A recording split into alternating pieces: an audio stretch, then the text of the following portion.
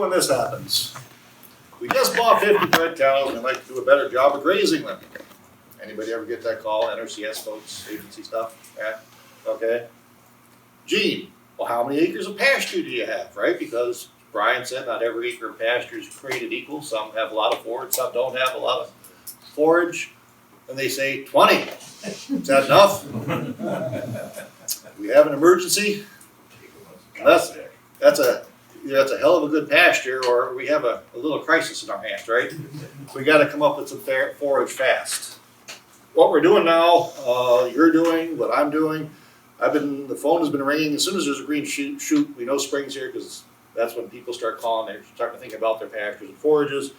We need to review what were our winter conditions. Were the conditions such that it'd be reasonable to expect that we might be seeing some winter kill this year or thinning of stands?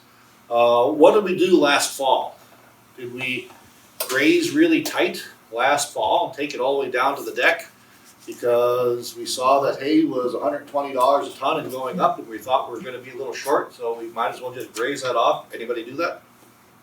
Good, that's great. Or nobody wants to admit it. Yeah.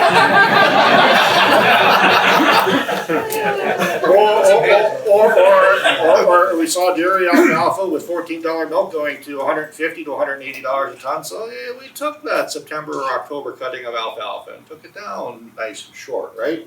Maybe we did that. As we look at our fields, how extensive is the amount of kill? Is the whole field dead? Is it patches of dead? Is it just thinned out? So we're trying to figure out what's the best course of action. Is there a pattern to where these thin spots or dead spots are? Is it in a low spot where there was maybe more water ponding? Is it on high knobs that maybe was exposed? As the snow came off, do we see any white patches, especially in the pasture? We can get snow molds that actually live on that plant tissue underneath the ice. It survives just fine at 30, 32 degrees, and it's digesting some of that plant material. But if the snow comes off in the spring, we'll see these white patches that'll soon dissipate, and we might have a snow mold issue. Is it insects? Does it look like we had a bunch of dogs out there urinating on the lawn? You know, a bunch of yellow patches. Maybe it's insect damage, or maybe some other thing. So we're really trying to assess what happened, what caused it, and then what can we do about it. What are you finding, Gene, just from going out into hayfields and pasture fields? In the Southwest, we have this thing called hills, so our drainage is usually pretty good. But we did have the ice. We did have the ice out there. I've seen some stands that look perfect, and they've greened up right away. They're nice and solid. I went and I looked at my own on Sunday. It was a nice thing to do Sunday morning, and we got to do something. 3-year-old stands of reduced lignin alfalfa grazed probably a little tight in the fall. So maybe this was a management issue, and we're going to let it sit for a little while and still maybe not jump right away, because usually we seem to be a little bit later in greening up with our fall management. But younger stands, fall dormancy 3 stands have come through, at least in our area, fairly well. If they've got good fertility, good fall management. But there are others. We've got guys that are taking 5 cuttings of hay, which is really tough on these stands. So over here, it's kind of hard to say coming over this direction to get a good look at alfalfa stands or pastures. Pastures seem to be a little bit more resilient as far as how they come through. Legumes seem to take a little bit more on the chin than the grasses. Grasses are pretty darn hardy. So when we're assessing an alfalfa stand, we want to measure something about 1 square foot, and we want to actually go out and count stems to see if it's good enough to keep for another year. And if we can get 55 stems per square foot, we think we're going to get about 100% of our normal yield in that given spot. We're going to do this across the field and look at those averages across the entire field. We can't just do one spot. It might be the best spot in the field, might be the worst spot in the field, right? So if we can get 55 stems or more, and if I counted correctly, that should be about 55 stems. Doesn't really matter what the plant count is, it's stems that matter. Because if we've got a healthy alfalfa crown, it'll fill in the available area with more stems. If that alfalfa crown is thin or weak or having some health issues, it doesn't produce as many stems. So the stem count is going to be a lot more accurate as far as estimating the future. Then the second thing we're thinking about is the bottom number, and if we do that, we're coming up with 39 stems or less. We know we're going to have significantly lower yield on that alfalfa field. Now, a lot of us, if we're grazing, we often have grass seeded with that, and that might make up some of that difference to capture some of that yield. But in a pure stand of alfalfa, the lower target is 39. Now we've got 39 as a bottom number, 55 as a top number. It's those ones in between that we need to decide, what do we want to do with this? Is that worth keeping for another year? Is it going to give us something close to full yield? Or do we need to think about an alternative forage source? And that's where we're going to do some health scoring on those alfalfa crowns, those alfalfa roots. And we're going to need to dig a couple of those plants out. So as we go across those plots, if we see that they're thin, take a small spade or something that we can dig out a crown, knock the dirt off as best you can, take out your pocket knife or some sharp object and carefully cut the crown in half and down, split the root, and we're looking at how white or off-white is that crown. They should be white or just slightly off-white. If we're starting to see tan or medium brown, dark brown to black, that root and crown is in various stages of death. As we get over 50% of that crown and root showing those discoloration, we know that the health of that plant is going down. The more of that you see, the more likely we're going to need to either renovate or come up with some alternative forage plan. If we're seeing less than 50%, maybe we think about taking the first cutting of yield, hay it or graze it for that first time around, and maybe doing something a little bit later in the season. As we evaluate our pastures, where'd Brian go? He snuck out. Okay, as we evaluate, I got Denny here too. As we evaluate our pastures, it's not really growing, it's starting to turn green now. We take a visual estimate, and our target is to see 50% or more basal coverage. So basal coverage is the bottom of the plant covering the soil. If we can get over that, we're thinking that plant is going to, those plants in that square foot are going to come in and fill in, and those crowns will get a little bit bigger. As it starts to grow, we should see something about 80 to 90% coverage. We shouldn't be seeing an awful lot of soil. So if we're seeing a lot of soil where we're estimating that we've got less than 50%, that's a time to think about either interseeding or seeding something else into that field. And that's just a visual estimate. We could get down and really grid that out, but none of us are going to do that. So we're just taking our best guess at what we think is 50% coverage in that pasture situation. And as Brian pointed out earlier, ideally we're trying to get something around a 50% legume and grass stand. Anytime we're at 50%, we're feeling pretty good. If we're seeing less than 30%, I usually like to encourage our guys to think about interseeding, maybe frost seeding, but increasing that clover percent as we're getting below 30, 25%. It's starting to get a little bit too low, and that's when we need to thicken up the legume component of that. So we need to consider what are our other forage options if we're seeing evidence of a lot of winter kill. Is stored feed an option, and is that a cost competitive opportunity? What's hay over here? 150, 180? I don't know. A lot. It's a lot. I'm paying $150 a ton, which most years I would have not bought it, but would probably use as mulch. But we're using it as cow feed and sheep feed this year, right? I don't know how the dairy guys are paying $250 to $280 a ton with $14 and $15 milk. Kind of tough to do. Yeah. But that's hay supplies are tight. They've been tight since more than a year. I think they're going to be tight going into the future. So we need to think about, at least at this point in time, how we can grow as much forage as we can rather than buy it from other people, because one, it's high priced, And in this particular year, if we've got winter kill, it might be a little bit more widespread. So the buying opportunities may not be there right now. Other times it might be cost effective if it's isolated basically to your farm. So the other question I'm thinking about is how quickly do I need forage?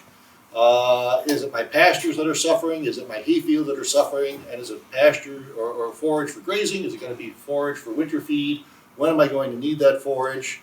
My first option, if it's available to me, is I'd like to reestablish a perennial forage. I think that's always our best first choice. If we can do that, it may not always be an option. But if we can, I think that's our best cost, least cost way of doing it.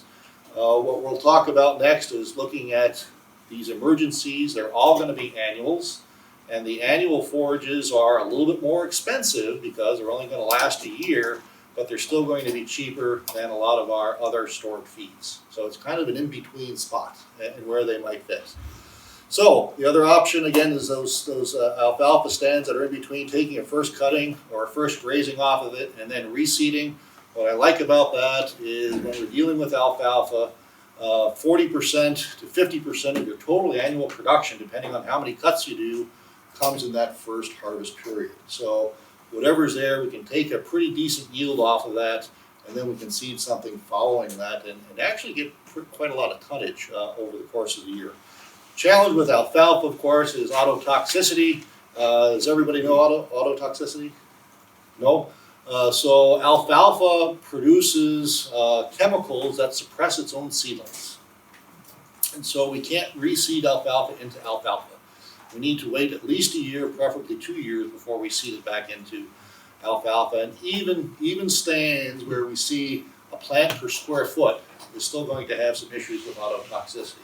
So a lot of times we'll let the alfalfa play out, the grass will come in and get thicker, and there's really not a lot of alfalfa out there, but we do still see some issues with autotoxicity. It doesn't establish as well, it doesn't persist as well, it doesn't produce as well. So we need to let that clear out of the soil and give it a break in between alfalfa crops. So that's just a quick lesson on autotoxicity. When do I need forage? Spring? Do I need it in summer? Do I need it in fall? Do I need it ASAP?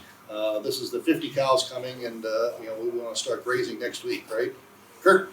Going back to that last slide, if a person does have some cover crops out there, they're starting to green up now. Yep. That may be something that they could consider grazing. Right. Too, And we think we were going to establish those in the late summer or fall the year before. Usually our winter annuals, winter rye, winter wheat, winter triticale, are going to be available for grazing 2 weeks, sometimes 3 weeks before our pastures might be ready. So that can be a good option. I was on a farm yesterday that's exactly what we talked about. He put in some wheat following his corn silage. Got it in a little late, but it's coming up, it's looking good, and some of the pastures are looking a little bit weak this spring. So yeah, that's a really good option. I need it, and I need it now. We can't get it quick enough, right? It's the cows, the sheep can smell grass, and they're reaching under the fence about as far as they can possibly reach, because even though it's pretty good hay, they really want the grass, right? Anybody's cows or sheep are doing that? Yeah, okay, ours are. And of course, every once in a while you hear the as they hit the electric fence. They keep doing it, right? It's like, you guys are gonna learn here. So we make sure we got a hot fence on right now. Till the wire slips off. Spring forage. This is a picture of forage oats. More than just oats as forage, but actually forage oats. Now, forage oats have been around for a long time. Wayne Koblenz at the Dairy Forage Research Center at Marshfield has done a lot of work with this. We've got about 20 years of data on forage oats as a spring crop and as a fall forage crop. Now, the difference between a forage oat and a grain oat is simply, well, forage yield, right?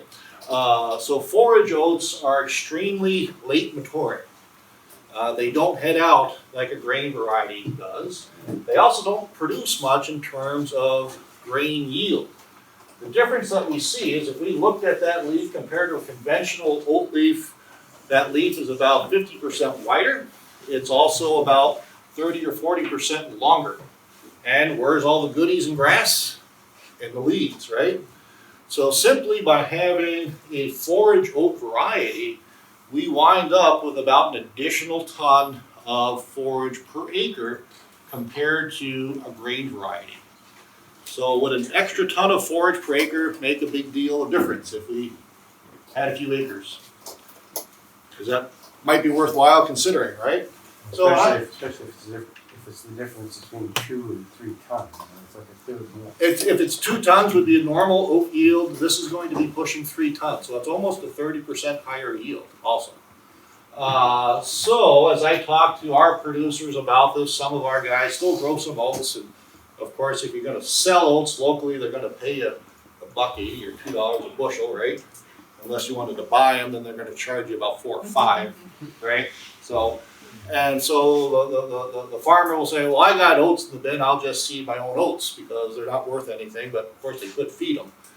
So we're going to seed about 2 bushels an acre. Even if it's free, we spend 0, and I'd still say there's a cost there, maybe the cost of feeding it. So I would argue with them to charge yourself $3 or $4. So if you start seeding 2 bushels an acre, that's $8 investment on something that you're going to grow. These oats are going to be a little bit more expensive. They tend to run around $10 to $12 a bushel. So if we're going to seed 2 bushels, we're at $20 to $24. So if we charge ourselves 0, we spend $24. If we charge ourselves $8 and $4 a bushel, that difference is now, help me with the math here, $14 an acre. Can anybody in this room grow a ton of forage for $14 a ton? Anybody?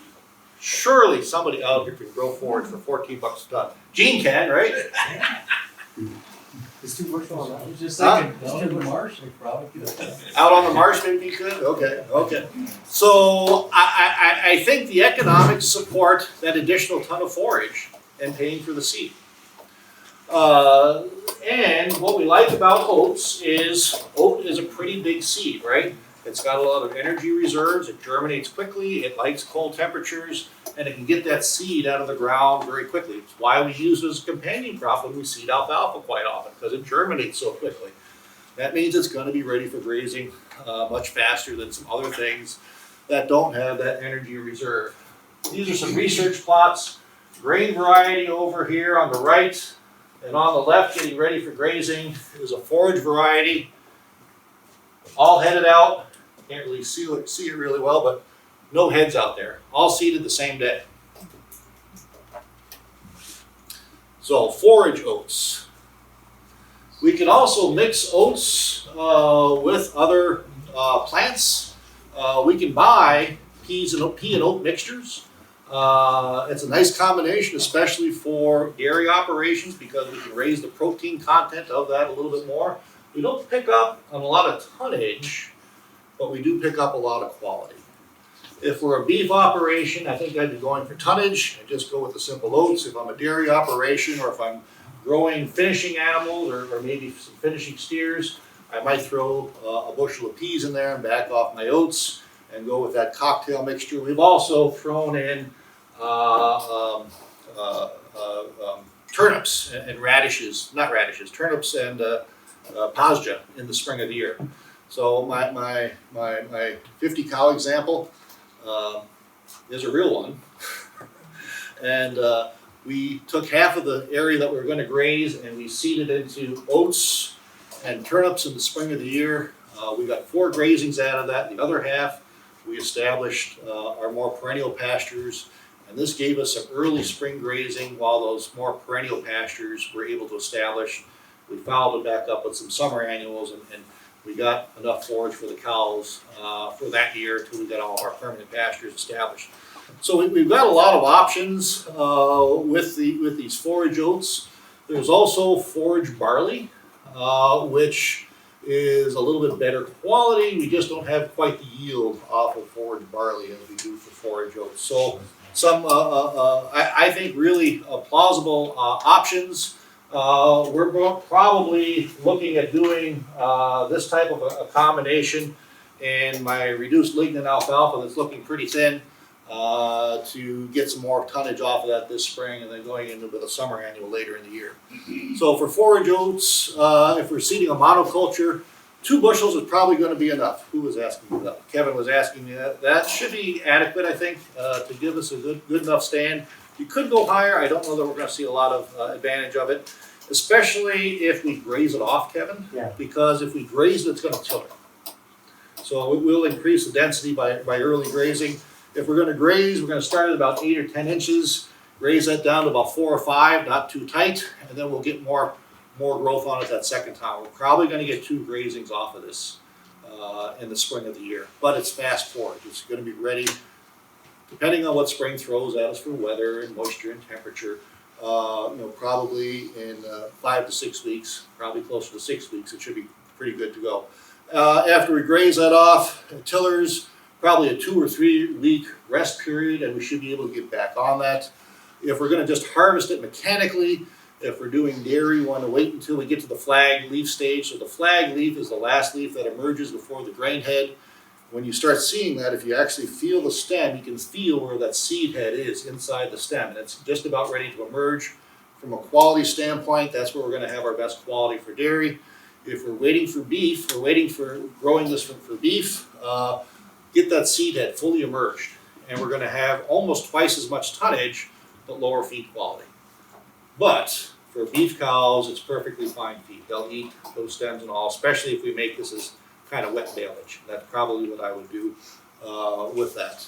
So that's forage oats. I think it's got a lot of opportunity. We grow a lot of forage oat seeds here in Wisconsin. We're seeing more and more varieties all the time. They're all a black leaf or black oat type of oat, and a lot of these are grown here in the state. Gene, would there be excess protein with that? Would you have to feed hay with that as far as, would there be too high a protein like in the grasses? You would have very if you graze that at 8 or 10 inches, you'd see very low fiber. Fiber. So you would still want maybe a little dry hay just to tighten them up. Protein, I'm sure oats isn't going to be too high. It's going to be in that 13-14% range. If we have peas out there, we can graze the peas too. That's going to kick that up into that 16%, maybe 17% range, which is still about perfect from a protein standpoint. So, but the fiber is really probably the bigger issue, especially as it's shorter. And we'll notice, because you won't want to stand behind the cow, right? And they'll be restless. If they're not getting enough fiber, their rumen feels bad. They're just going to be moving around a lot. And so feeding a little hay, a little dry hay, stretches out the hay, keeps us off our pastures maybe until they get a little bit better established. Though annual ryegrass, this is a little bit slower to establish than oats. I like oats first because it's fast. Big seed, fast growth, ready to graze sooner. Annual ryegrass, and I'm going to include Italian ryegrass in there also because Italian ryegrass is actually an annual. It just needs a winter vernalization period before it sets seed. So they're both about the same. They're both annuals. Very high quality feed, very aggressive in establishment. Annual ryegrass is one of the grasses that we can actually interseed into a thin pasture and have it established. Most grasses establish so slow, it's hard to compete with an existing pasture. But this is one that we can actually thicken up a stand for a year or two if we need some fast forage very quickly. Everyone knows annual ryegrass dies, right? Right, Brian? Yep. Okay. Somebody didn't send the memo to this field. So this is a field, kind of the same thing, dairy grazer. We want to graze. How many acres of pasture you got? 5. We went and looked at it, and I called it a Rocky Knob bare without any soil because it was so severely eroded. So we had to get a lot of fast forage first. Dairy facility was over here. We seeded this whole 15-acre bottom roughly in annual ryegrass. On the other side, we seeded into meadow fescue as a longer-term permanent option. And I said, next year we'll graze this all summer. Next year this will die. We'll reseed it. So I checked in the next year, and he says, should we go reseed that? And I said, well, is it dead? He says, well, it looks green. He drives out. And, yeah, it looks green. I can still row this, right? Here's the really funny thing. This is in year 4. Annual ryegrass lived for 4 years. And I was shocked. I mean, this isn't the way it's supposed to work.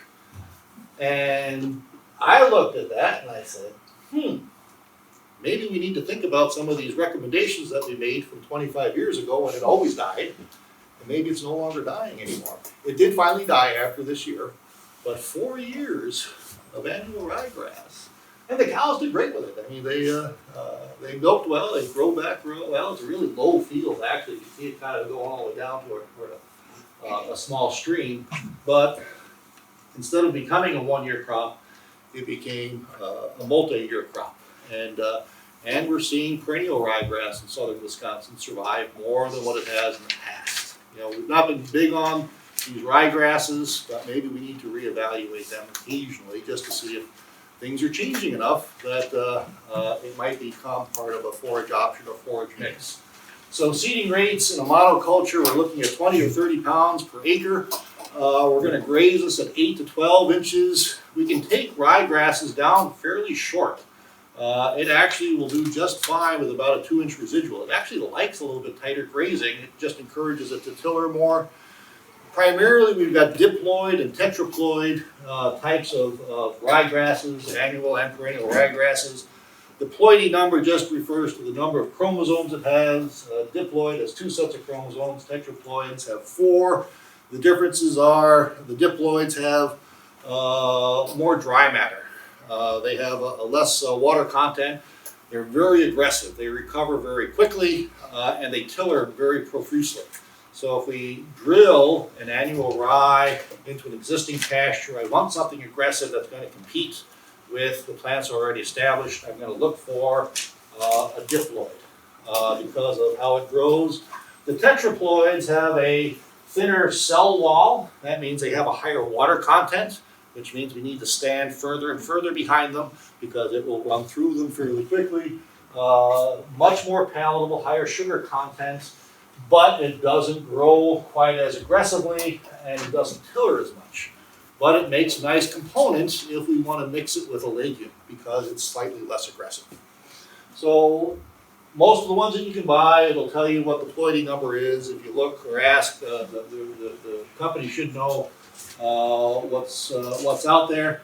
We can mix that annual ryegrass with some annual legumes. And we'll look at 2 options that have worked in southwest Wisconsin. We've got annual ryegrass mixed with crimson clover. Crimson clover does cause bloat.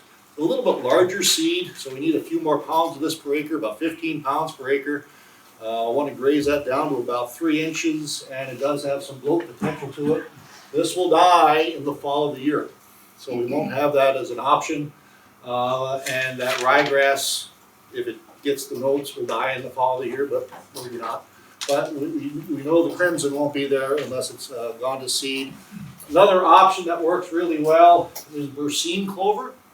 Another annual clover, it's a hot weather clover, so we don't want to seed it too early in the spring. A little light frost before it emerges is probably going to be fine.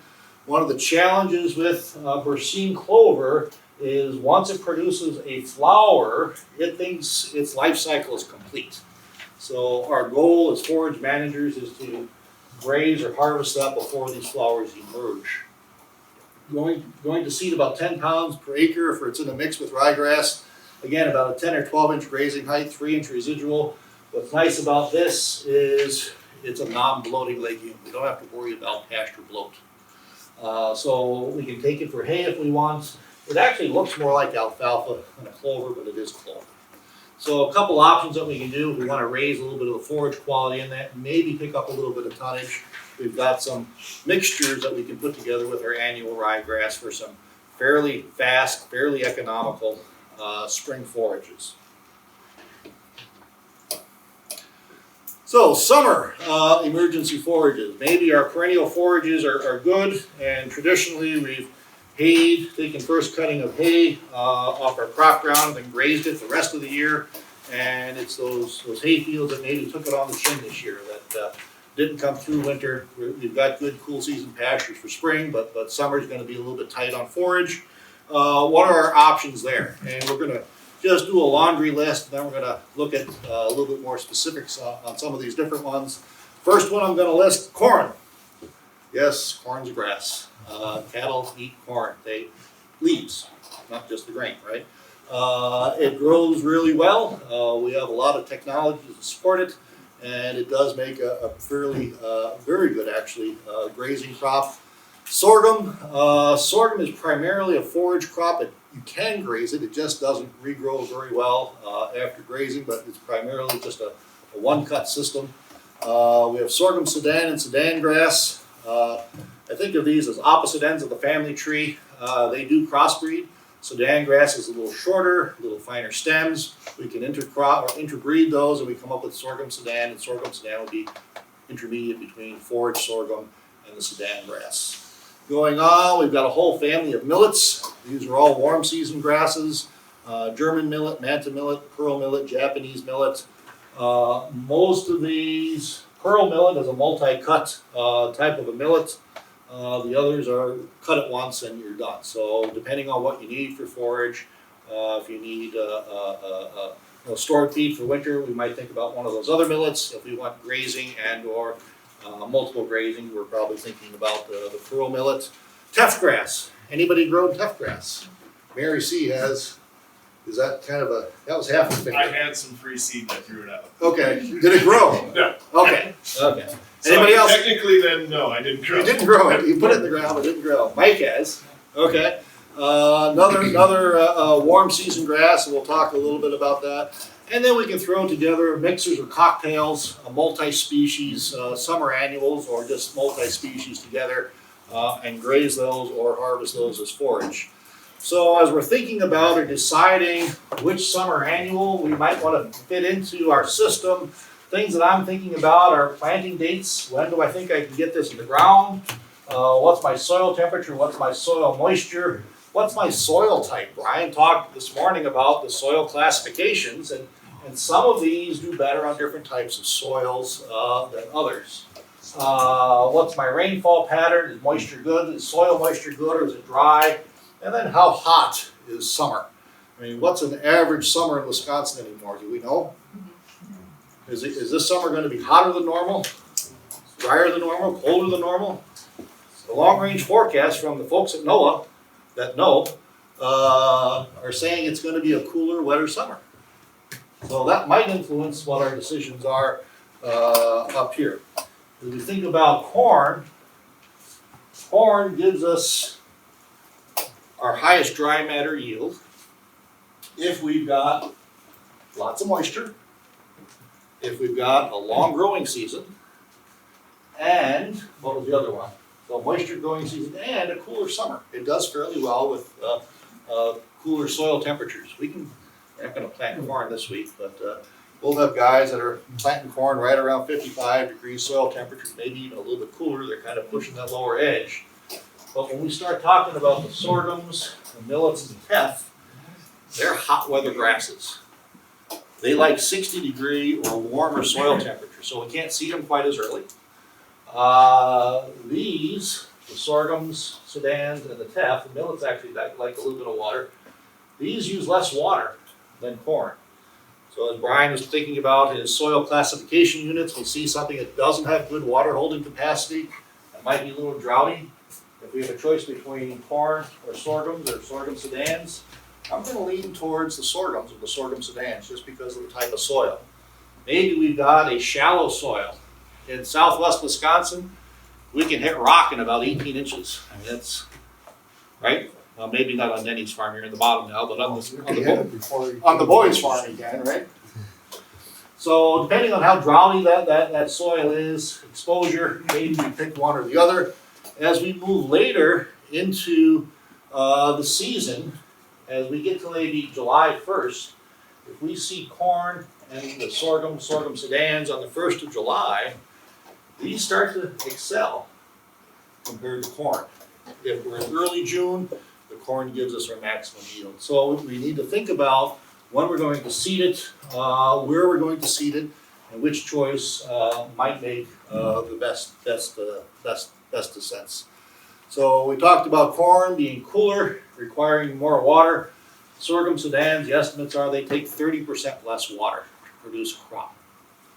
That's a lot less water, especially if we're having a little bit drier conditions out there.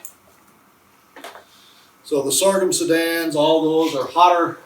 They take hotter temperatures. As corn starts to struggle as we get into the 90s, these plants love it when it's 90 degrees out. In 2012, in the drought, we were having a similar conversation. We talked about teff with one farmer. He put his teff in, and I think we got an inch of rain in July. Was about it for that summer. He still got over 3 tons of yield off of teff grass with a single rain on it. He was, in that 1 year, he became a teff believer. He likes to plant this every year now. We don't, but I mean, he had great success with it, so it's always going to be successful. So it takes a lot of heat, doesn't take a lot of moisture.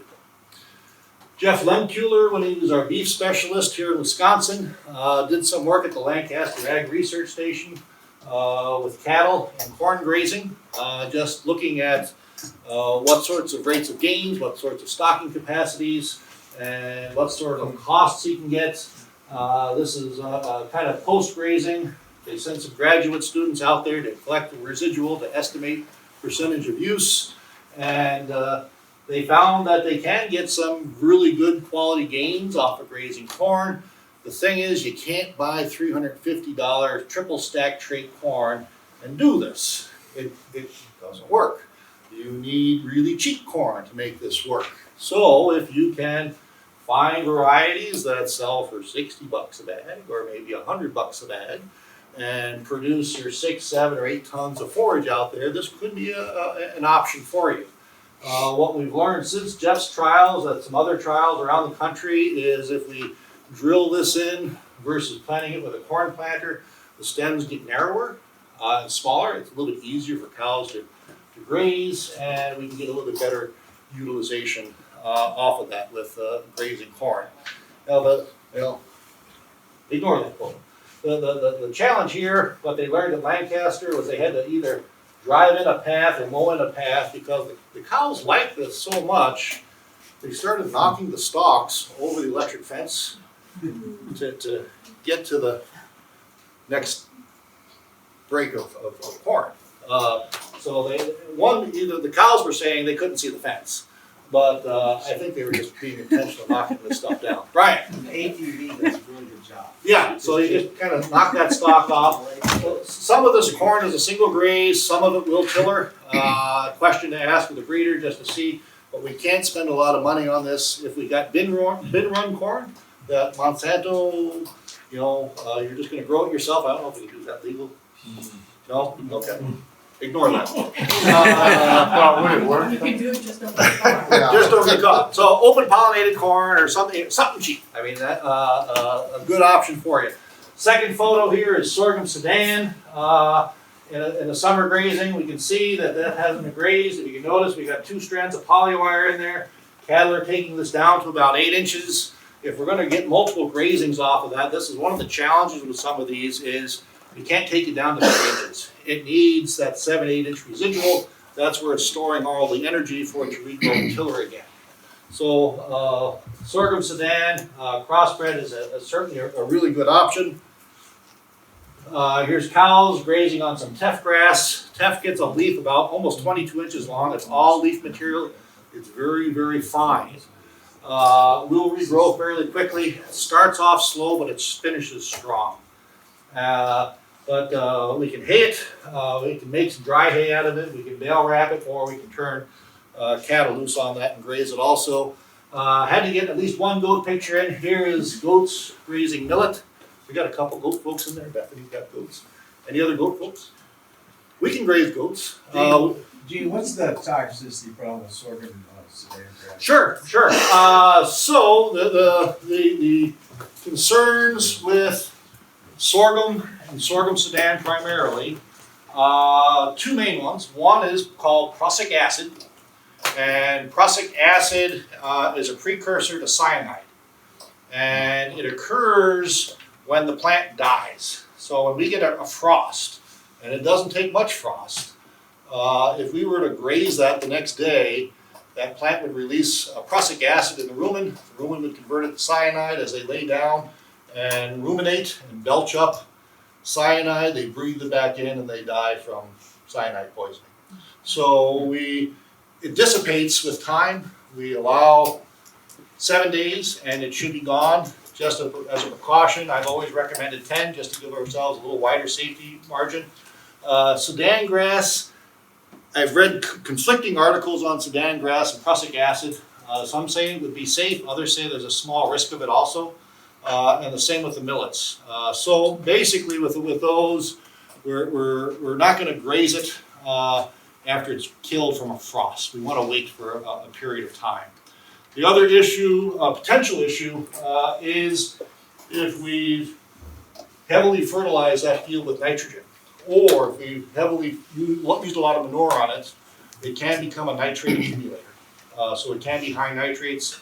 Often we'll see the nitrates as an issue if we're in a drought situation and then we get a good rain and it'll just suck up more nutrients than what the plant can utilize. And then that will slowly dissipate over a 2 or 3 week period as the plant's growth rate keeps up with its uptake of high nitrates in the soil. So those are the two main ones. They're precautions. You become aware of it and then just avoid doing certain things at certain times. And recommendations for, if you cut it, harvest it with 21 inches, is it, or? We want to harvest this both, if you're going to graze it, you want to start grazing at 18 to 21 inches. Okay. If we're going to harvest it for forage, we're going to let this get up to 3 or 4 foot just before it seeds out. And then we want to cut that at about 6 or 8. It's kind of hard to get a disc vine up to 8 inches.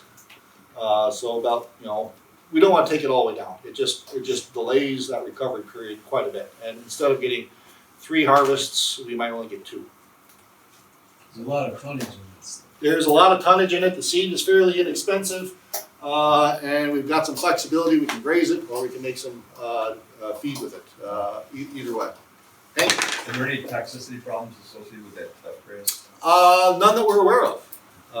No nitrates, no prussic acid issues. So it has certainly that going for it. It seems to be safe after a frost.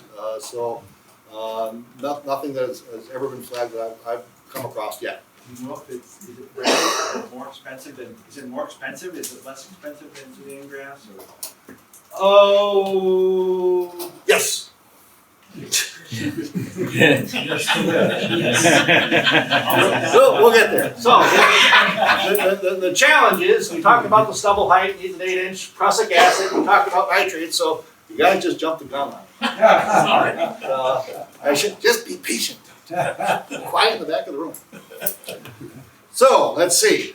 Corn. If we're going to be thinking about grazing some corn, high seeding rate. We want about 90,000 seeds per acre. This is why we don't want to spend $350 or $400 for a bag of seed corn, because there's 90,000 seeds in there, right? 80,000. Oh, they made the bag smaller, kind of like the shrinking candy bar. Have they always been 80? Yeah. Okay. So we want that $60 to $100 bag of seed corn. Getting that 6 to 8 tons, we're about $20 a ton, $25 a ton to grow some forage corn, and we'd like to drill that in if we can possibly do it. It'll work with a corn drill or a corn planter. We just probably don't want it quite that thick because it'd be more like a picket fence. Not even a picket fence, it'd be like a solid wall, wouldn't it? Yeah, it'd be kind of tough. Sorghum, we're seeding that at about 15 pounds an acre. Sudan grass, about 25 pounds an acre. Millet's also about 25 pounds an acre. Teff grass, this is why I didn't want to answer your question, Brian. Teff grass, we seed at 3 pounds an acre. Why? Because there's 3 million seeds per pound. So the teff grasses that we've used, one came and it was blue, brilliant blue. The other one was hot pink. And they color it so that when you put it on the ground, you can't see it anymore. But if it's colored, you can find it. So when you go out there and seed this, if you open up the furrow, because we all check the seeding depths of our drills, right? Everybody should be nodding, right? So we want to open up the furrow and see how deep we're getting it, and if it's the color of sand and the color of soil, how are you going to find it? But you can find that little pink seed, that little blue seed. So we don't only need about 3 pounds per acre, and we also want teff grass, because it's really, really tiny, maybe 1/8 of an inch deep. It's a really, this is the challenge with teff, is it's difficult to get that seeding depth right. We can't get it in too deep. It doesn't have, it's not a corn seed, it's not an oat seed, it doesn't have all that energy to grow through an inch of soil and emerge. It's got to be pretty close to the soil surface. So Brian's question was, what's it cost per acre? Teff grass is running about $7 a pound, but we're only seeding 3 pounds. Okay. When we look at sorghum sedans, that's about $1.20 a pound. So the cost per acre, I think, is fairly comparable. I think it's a question of where we're seeding, what do we want to do with it, and which one are we better able to utilize. Now we've tried teff several times. For our equipment, it's really tough to control that seeding depth. So for me, it's been frustrating. Other people have done really well with it. Folks that have used brilliant seeders, where they've cultipacted first, and can get this in fairly shallow, or actually cultipacted twice, and got it in fairly shallow. In the, I don't remember which summer it was, we had a cool wet summer here about 2 or 3 years ago. I don't remember which one it was. The teff grass performed really poorly. It was so cool. So that's one of the reasons that we're thinking about what's our best guess about the summer temperatures. But those are some of the seeding rates.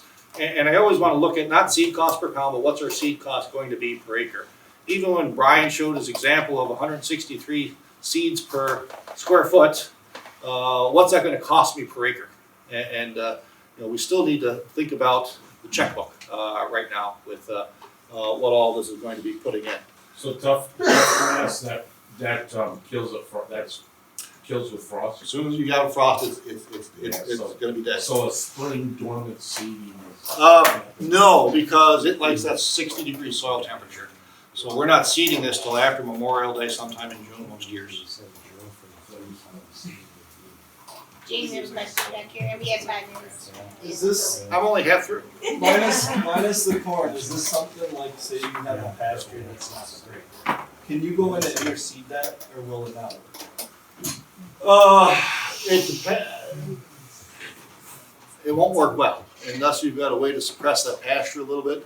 You won't get a full yield off of it just because those existing pasture grasses are going to come back and compete with this for moisture. Once those plants are established and can get below our cool season grass rooting, because our cool season grasses are here, these things are going down 3 and 4 foot.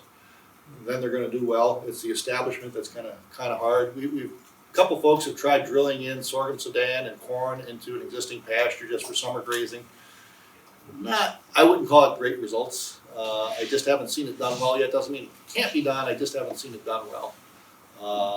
I like these options here if I want to renovate a pasture, or if I want to take that first cutting of hay in May and then come back with maybe some dairy manure and get something out there for forage. Because if we can take that first cutting of alfalfa, we can pick up 2 tons maybe in that first cutting, come back with something that's going to give us 5, 6, 7 tons perhaps.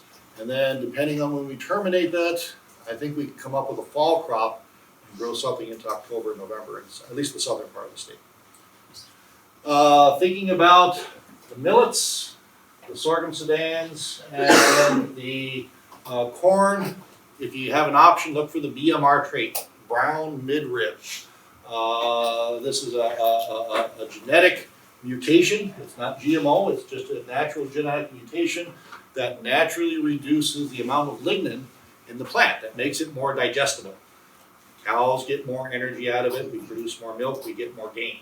So, and we don't suffer any yield loss, at least in the sorghum sedans and the forage sorghums. So look for the BMR trait. Also in the sorghum In the sorghum Sudan, there's something else called a breaking dwarf trait. And this is again another natural mutation. And these plants, the nodes between the leaves don't elongate. So what we wind up with is a very high leaf to stem ratio. And we get the same forage yield, it's just a higher percentage of that yield is coming from leaf material.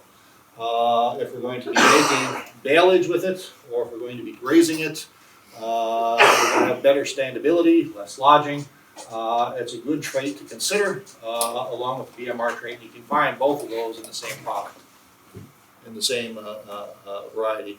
Looking at the BMR trait, I don't know how well this comes on. Looks really good on here. BMR simply looks at the vidrid of corn and sorghum, and it can range from white to tan to almost a brown color. It's all BMR. There's some folks who are marketing it as a white midrib. It's still BMR. It doesn't really matter. It all has that same reduced lignin, and you'll see that same type of a trait in some of the millets also have the BMR trait now. Cows grazing some, I believe that was millet. What else do we want to say here? Mixtures, throwing bunches of things together, kind of the kitchen sink, right? The cocktail. Here's a mixture of, you can see some forage, sorghum Sudan. Actually, there's some sunflowers in here. Can't really tell, but there's also some cowpeas included that, all summer annuals. If we were to open the canopy, there's some cool season annuals in here. We've got some brassicas, there's some oats, there's some annual ryegrass in here. And here's a binary mixture. This was just simple sorghum Sudan and a cowpea mixture. This one wound up getting harvested mechanically. The dairyman decided not to graze it. He just wanted that stored feed. He went and reseeded this the 1st of July. He harvested that on, I'm going to say, the 15th or 20th of August. So in 45 days. 45 days, thank you, Dad. You know what I was trying to do. In 45 days, I went out and did some yield checks on that. My estimate was about 3.3 tons of dry matter in 45 days. His estimate based on bale size, number of bales, was 3.5 tons. I thought we were pretty close. He got it cut, got it baled. I had everything weighed. Stopped in. I said, Denny, how'd that go for you? And he says, Gene, I cut that stuff down. It looked like shit. And I thought, oh God, what did I get this guy into? You know, provide him free seed. Here, let's do this. And Gene's out there every week monitoring how the crop is progressing. He says, what did we do? And I said, why? He said, well, we ran out of plastic. We had one bale left at the end of the day. So I stuck it in with the dry cows and the calves.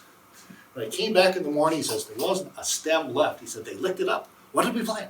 He was really excited about what was going on. He couldn't wait to get the tube open. So really high quality feed. Think about experimenting with some small spots or small areas first.